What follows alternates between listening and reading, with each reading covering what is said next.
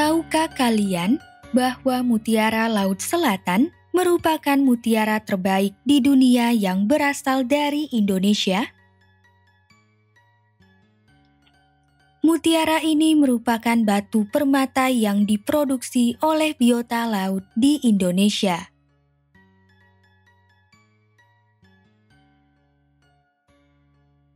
Mutiara Laut Selatan terkenal memiliki kilau yang alami dibandingkan dengan beragam jenis mutiara lainnya.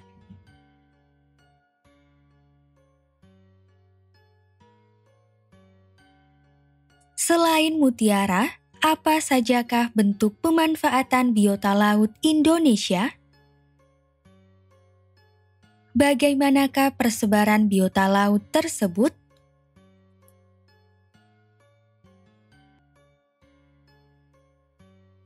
Selain itu, bagaimanakah karakteristik dan dinamika perairan laut Indonesia?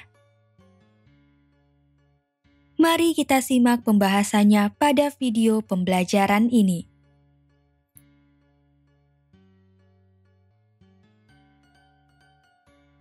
Mutiara merupakan batu permata yang diproduksi oleh biota laut, yaitu tiram. Contoh mutiara asal Indonesia yang sangat populer adalah mutiara Laut Selatan atau South Sea Pearl yang berharga tinggi di pasar dunia.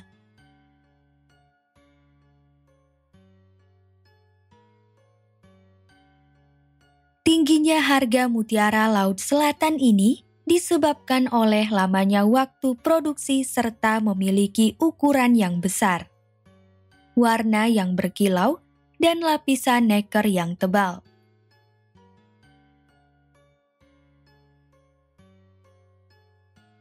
Satu butir mutiara memerlukan waktu produksi selama 2-3 tahun.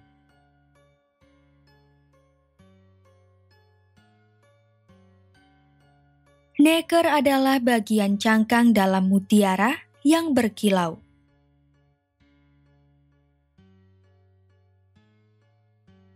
Selain mutiara dari tiram, masih terdapat biota laut lain, seperti ikan, rumput laut, terumbu karang dan hutan mangrove yang memiliki manfaatnya masing-masing.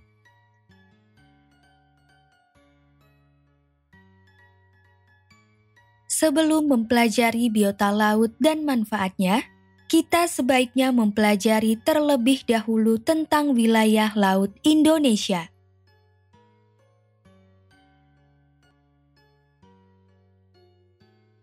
Kondisi geografis setiap negara sangat beragam. Terdapat negara yang hanya memiliki wilayah daratan, seperti negara Laos.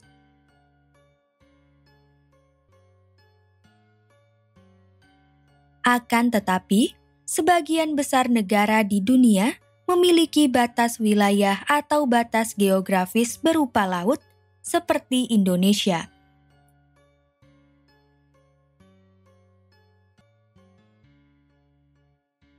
Di wilayah laut, Indonesia berbatasan dengan beberapa negara lain, sehingga pengaturan batas penguasaan laut menjadi penting.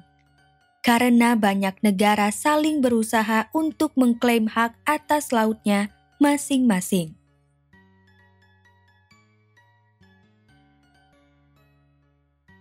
Laut memiliki batasan-batasan yang diatur dalam kesepakatan bersama yang disebut United Nations Convention on the Law of the Sea atau UNCLOS, atau Konvensi Hukum Laut pada tahun 1982.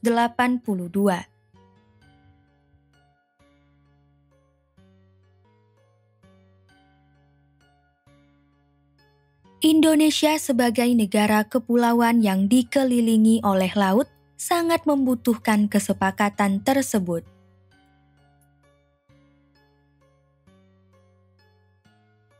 Terdapat 3 kategori batas laut, yaitu batas laut teritorial, batas landas kontinen, dan zona ekonomi eksklusif atau ZEE. Pertama, batas laut teritorial. Batas laut teritorial adalah batas laut yang ditarik sejauh 12 mil atau 19,31 km dari garis pangkal keluar arah laut lepas. Menurut UNCLOS 1982, garis pangkal adalah garis yang menghubungkan titik-titik terluar yang diukur pada kedudukan garis air rendah atau low water line terhadap batas-batas ke arah laut, seperti laut teritorial dan wilayah yuridiksi laut lainnya.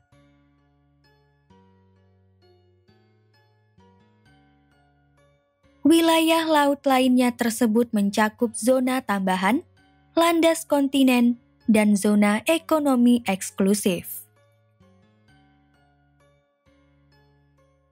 Dengan demikian, garis pangkal menjadi acuan dalam penarikan batas terluar dari wilayah-wilayah perairan tersebut. Garis pangkal adalah garis air terendah sepanjang pantai pada saat air sedang surut terendah atau surut perbani.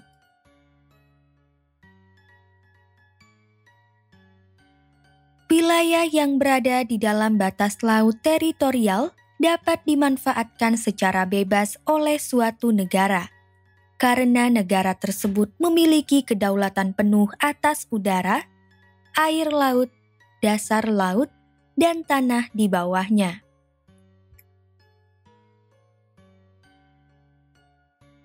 Batas landas kontinen.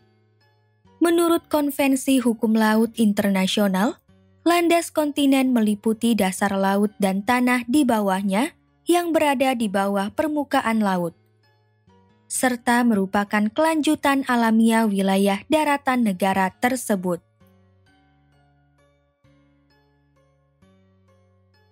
Batas landas kontinen adalah batas laut yang didasari oleh kondisi geologi, seperti kondisi tanah dan batuan di dasar laut, serta kondisi morfologi seperti kondisi bentuk dasar laut yang dinilai masih merupakan kelanjutan dari daratan suatu negara.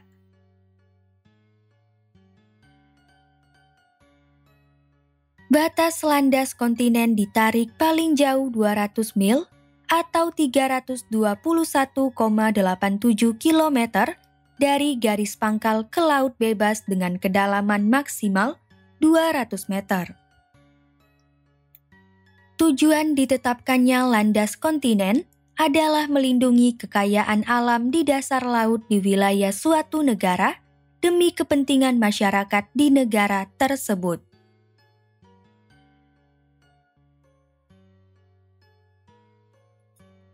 Batas landas kontinen membuat wilayah di dalamnya dapat dimanfaatkan oleh suatu negara untuk menyelenggarakan eksplorasi serta eksploitasi kekayaan alam di dasar laut dan tanah di bawahnya.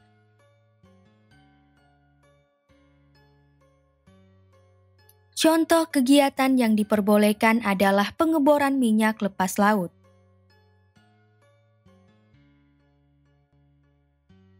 Berbeda dengan batas laut teritorial, negara tidak berdaulat atas ruang udara di dalam wilayah yang dibatasi oleh batas landas kontinen. Wilayah di dalam batas landas kontinen boleh dilewati oleh kapal asing, tetapi tidak boleh dimanfaatkan tanpa seizin negara pemilik.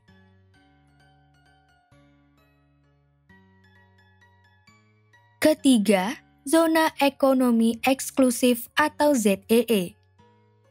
Zona ekonomi eksklusif atau ZEE adalah zona yang dibatasi oleh garis yang ditarik maksimal 200 mil atau 321,87 km dari garis pangkal ke laut bebas. Wilayah yang berada di dalam zona ekonomi eksklusif ini bebas dimanfaatkan oleh negara pemilik untuk dieksplorasi, dieksploitasi, dan dikonservasi di bagian perairan, dasar laut, dan tanah dasar laut.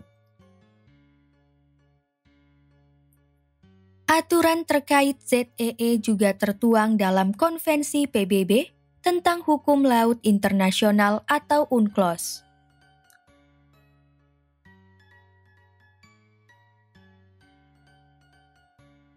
Contoh kegiatan yang diperbolehkan pada ZEE adalah kegiatan penangkapan ikan.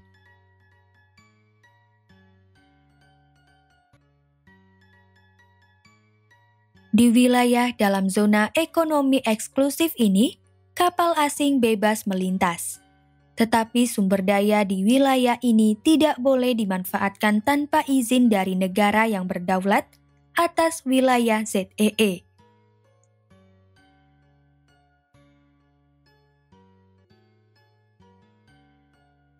Pengertian biota laut. Indonesia merupakan negara kepulauan yang sekitar 78% wilayahnya ditutupi oleh perairan laut. Hal ini membuat biota berupa hewan dan tumbuhan lautnya sangat beragam. Indonesia terletak di jantung segitiga terumbu karang, yaitu wilayah yang merupakan rumah bagi kelautan yang sangat kaya dengan keanekaragaman hayati di bumi.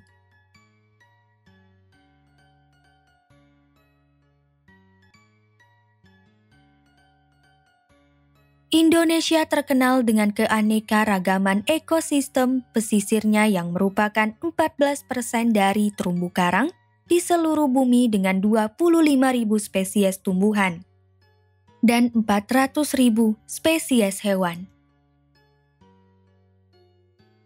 Hal tersebut melatar belakangi pemanfaatan laut Indonesia yang harus dimaksimalkan sekaligus dipelihara.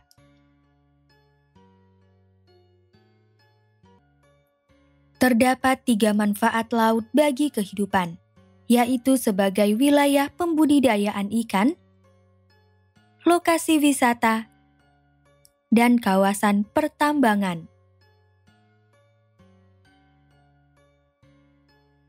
Pertama, laut sebagai wilayah pembudidayaan ikan. Laut dapat dimanfaatkan sebagai tempat untuk mendirikan sarana budidaya ikan seperti tambak dan keramba.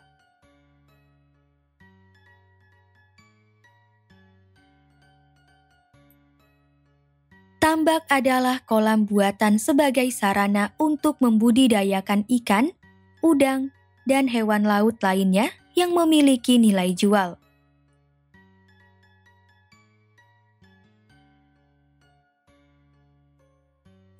Contohnya adalah tambak di pantai sekitar Desa Labuhan, Kabupaten Lamongan, Jawa Timur, yang dipergunakan untuk membudidayakan ikan kerapu.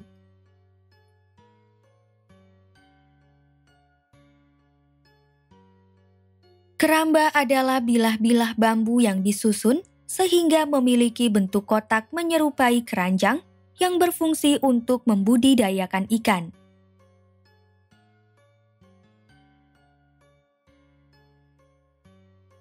Contohnya adalah keramba apung di Laut Tuban, Jawa Timur untuk membudidayakan ikan kerapu.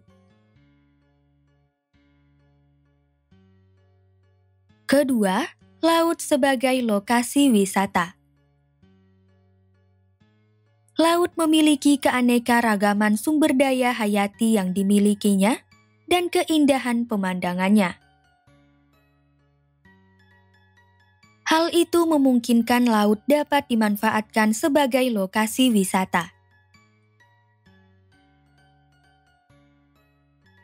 Wisata yang mengandalkan daya tarik berupa lautan dengan segala keanekaragaman hayati dan keindahan pemandangannya disebut dengan wisata bahari.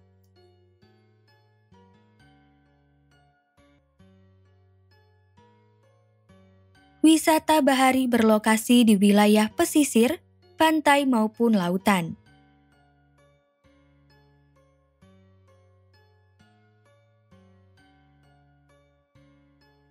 Contohnya adalah lokasi wisata Taman Laut Bunaken di Sulawesi Utara yang mampu menarik kunjungan wisatawan, sebab memiliki keanekaragaman hayati yang sangat tinggi. Salah satu bentuk keanekaragamannya adalah 390 spesies terumbu karang.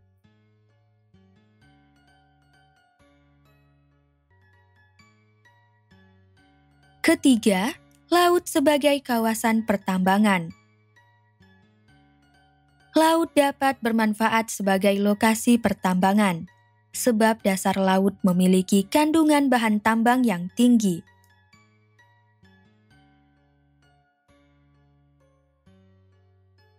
Beberapa bahan tambang yang dapat diperoleh dari laut adalah minyak bumi, gas alam, batu bara, timah serta logam mulia seperti perak dan emas. Konsentrasi bahan tambang di laut lebih besar dibandingkan dengan konsentrasi bahan tambang di daratan.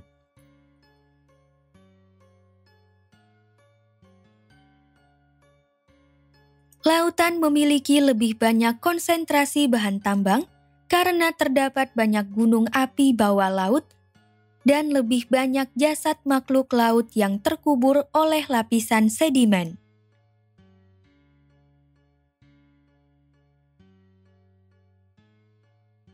Contohnya, Indonesia memiliki 54 lokasi yang berpotensi untuk menghasilkan minyak dan gas bumi, dengan 40 lokasi berada di laut, serta 14 lainnya berada di daratan sekitar pantai. Sementara itu, sisanya berada di wilayah dengan karakteristik yang berbeda-beda.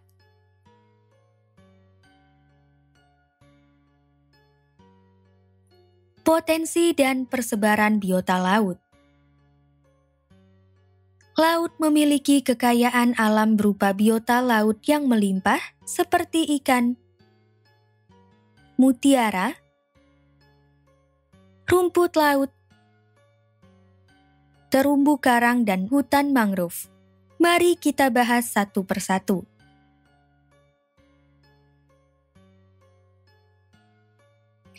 Ikan. Ikan merupakan biota laut yang banyak tersedia di wilayah Indonesia, sehingga Indonesia disebut memiliki potensi ikan yang tinggi. Ikan bermanfaat sebagai salah satu sumber bahan makanan untuk memenuhi kebutuhan gizi masyarakat.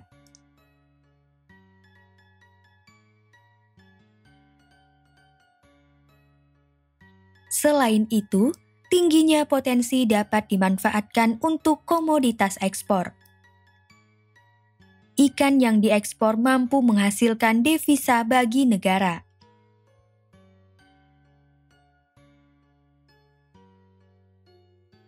Contohnya, sebanyak 37,05% dari total ekspor ikan dari Indonesia ditujukan ke Amerika Serikat.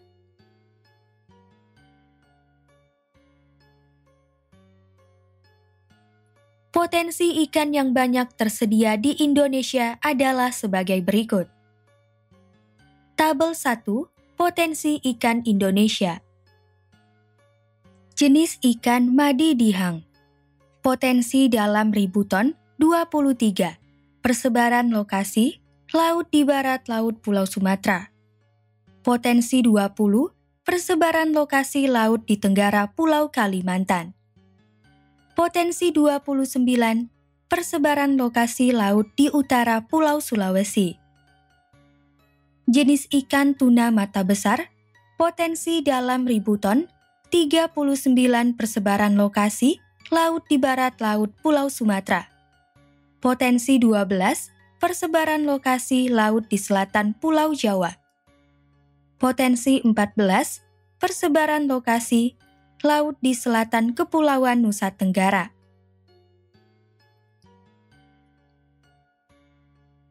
Jenis ikan albacora, potensi dalam ribu ton, 2000 persebaran lokasi laut di selatan Kepulauan Nusa Tenggara. Potensi 1300 persebaran lokasi laut di selatan Pulau Jawa. Potensi 687 persebaran lokasi laut di barat Pulau Sumatera. Jenis ikan, cakalang atau tuna. Potensi dalam 1.000 ton, 121 persebaran lokasi laut di utara Pulau Papua. Potensi 85 persebaran lokasi laut di barat Pulau Sumatera. Potensi 46 persebaran lokasi laut di selatan Pulau Papua. Jenis ikan tuna sirip biru. Potensi dalam ribuan ton, 154 persebaran lokasi laut di selatan Kepulauan Nusa Tenggara. Potensi 108 persebaran lokasi laut di selatan Pulau Jawa.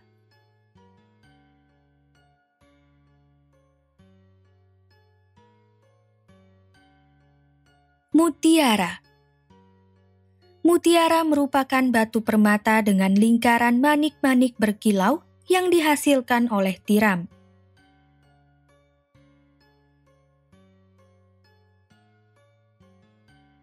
Mutiara terbentuk ketika tiram melapisi benda asing yang masuk ke tubuh tiram dengan cairan bernama neker selama bertahun-tahun. Lapisan ini berperan untuk melindungi ujung-ujung benda asing agar tidak menyakiti tubuh tiram.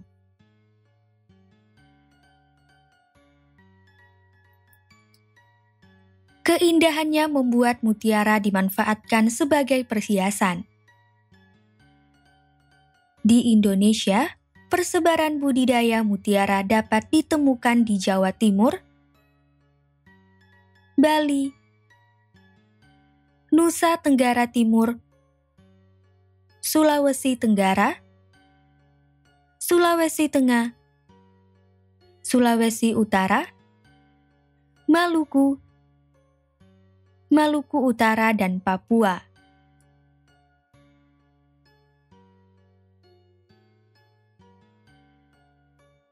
Berdasarkan data dari Badan Pusat Statistik 2019, nilai ekspor mutiara Indonesia pada tahun 2018 mencapai 42,27 juta dolar AS dengan negara utama tujuan ekspornya adalah Hong Kong, Australia, Jepang, dan Tiongkok. Rumput laut. Rumput laut termasuk kelompok ganggang atau alga. Rumput laut terdiri dari beberapa tipe, yaitu ganggang coklat, merah, dan hijau.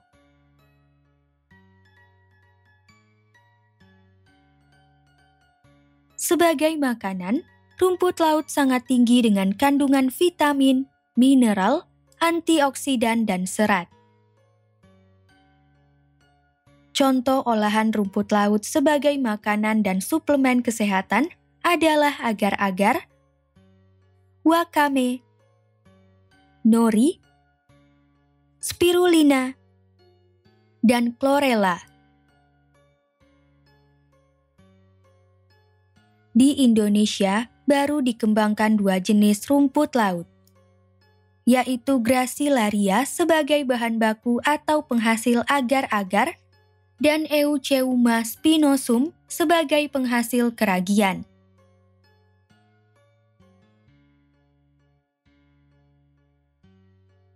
Pada tahun 2019, tercatat nilai ekspor rumput laut Indonesia mencapai 324,84 juta dolar AS atau tumbuh sebesar 11,31% dibandingkan tahun 2018, yang sebesar 291,83 juta dolar AS.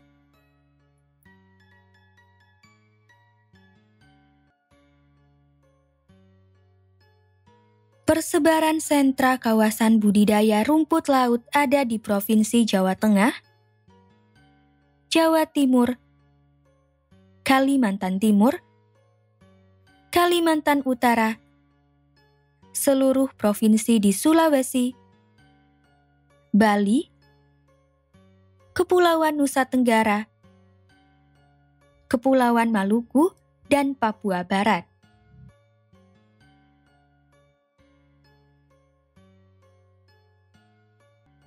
Terumbu karang. Terumbu karang atau coral reefs merupakan salah satu ekosistem di pesisir dan laut. Ekosistem ini memiliki nilai ekologis dan ekonomis yang tinggi. Terumbu karang berperan untuk melindungi pantai dari erosi, banjir pantai, dan peristiwa perusakan lain akibat fenomena air laut.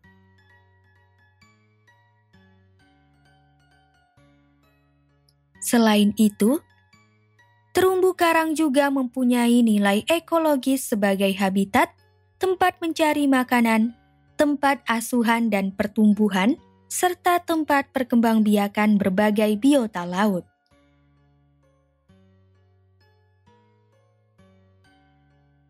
Terumbu karang merupakan kesatuan dari sedimen kapur di laut, karang hidup, dan karang mati yang menempel pada sedimen batuan kapur. Karang adalah sekumpulan polip atau binatang berukuran kecil yang berbentuk silinder menyerupai vas bunga.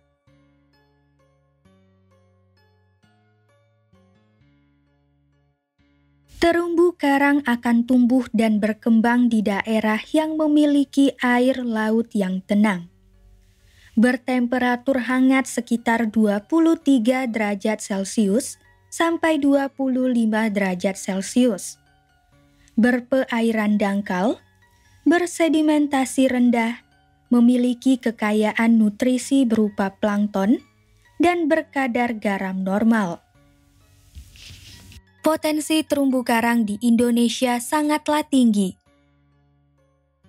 Dari 800 jenis terumbu karang di dunia, 60% diantaranya terdapat di Indonesia. Selain itu, sekitar 14% dari seluruh terumbu karang di dunia berada di Indonesia.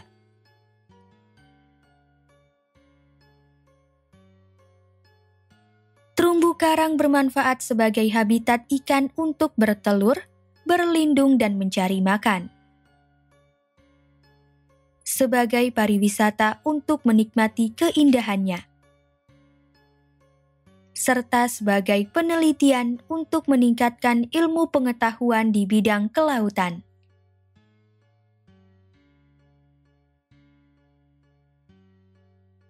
Karang hias merupakan salah satu komoditas ekspor Indonesia.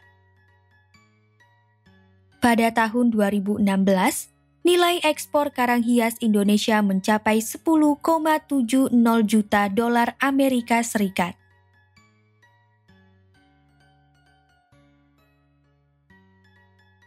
Meskipun ekspor karang hias sempat ditutup selama 20 bulan pada tahun 2018 sampai 2019, pemerintah membuka kembali ekspor karang hias dengan aturan baru bagi para pengekspor.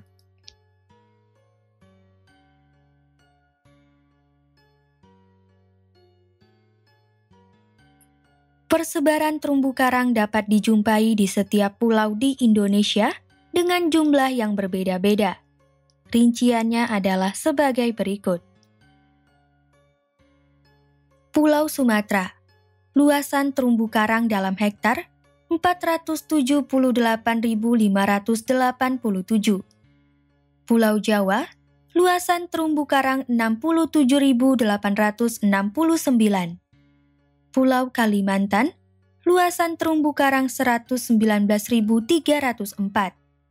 Pulau Bali, luasan terumbu karang 8.837. Kepulauan Nusa Tenggara, luasan terumbu karang 272.123.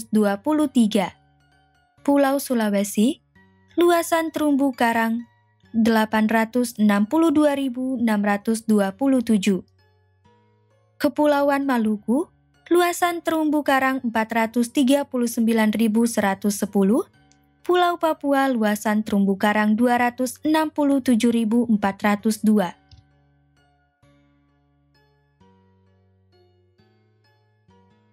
Hutan mangrove. Hutan mangrove adalah hutan yang dipenuhi oleh pohon bakau dan terletak di area pasang surut. Ketika air laut pasang, wilayah hutan mangrove akan tergenang. Sedangkan ketika air laut surut, wilayah hutan mangrove akan kering.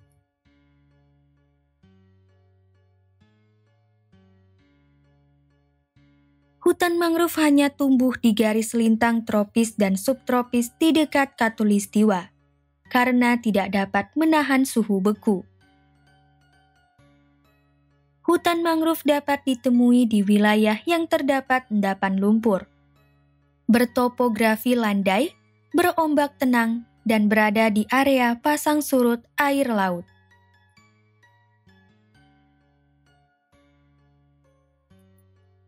Hutan mangrove juga berperan sebagai penahan ombak, sehingga mampu mencegah abrasi di pantai dan mengurangi kekuatan gelombang tsunami. Rimbunnya akar bakau menjadi tempat tinggal bagi ikan dan udang payau. Sedangkan daunnya dapat berfotosintesis untuk menghasilkan oksigen.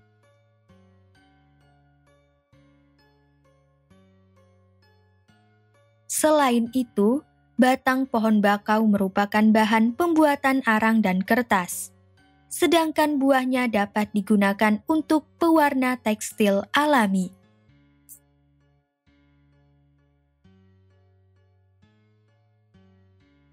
Luas hutan bakau di Indonesia pada tahun 2021 tercatat mencapai 3.311.207 hektar.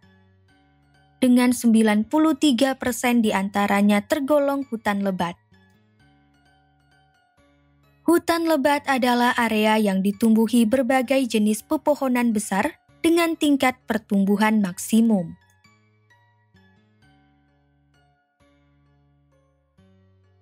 Persebaran hutan mangrove dapat dijumpai di beberapa pulau di Indonesia dengan luas yang berbeda-beda. Adapun wilayah sebarannya adalah sebagai berikut.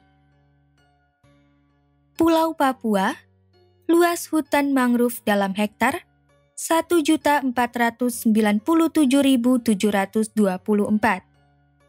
Pulau Sumatera, luasan hutan mangrove 666.439. Pulau Kalimantan, luasan hutan mangrove 735.887. Pulau Maluku, luasan hutan mangrove 221.560.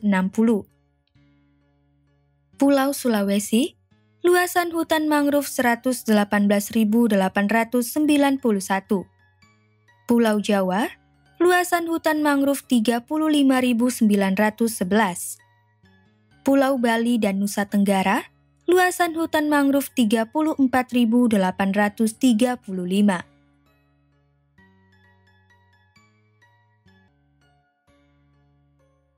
Kesimpulan: laut merupakan bagian dari permukaan bumi yang memisahkan daratan. Berdasarkan Konvensi Hukum Laut atau United Nations Convention on the Law of the Sea atau UNCLOS tahun 1982, batas laut dikategorikan menjadi 3 macam, yaitu batas laut teritorial, batas landas kontinen, dan zona ekonomi eksklusif atau ZEE.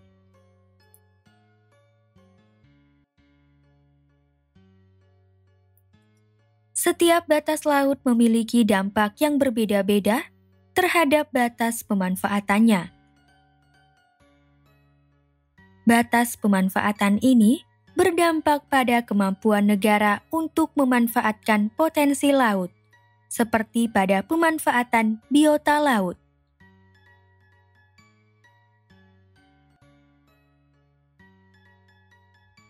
Biota laut merupakan hewan dan tumbuhan yang hidup di laut.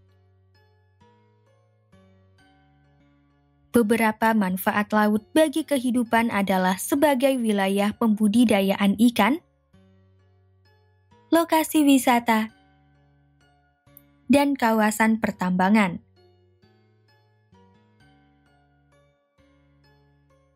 Laut memiliki kekayaan alam berupa biota laut yang melimpah. Kekayaan biota laut meliputi ikan, mutiara, rumput laut, terumbu karang, dan hutan mangrove.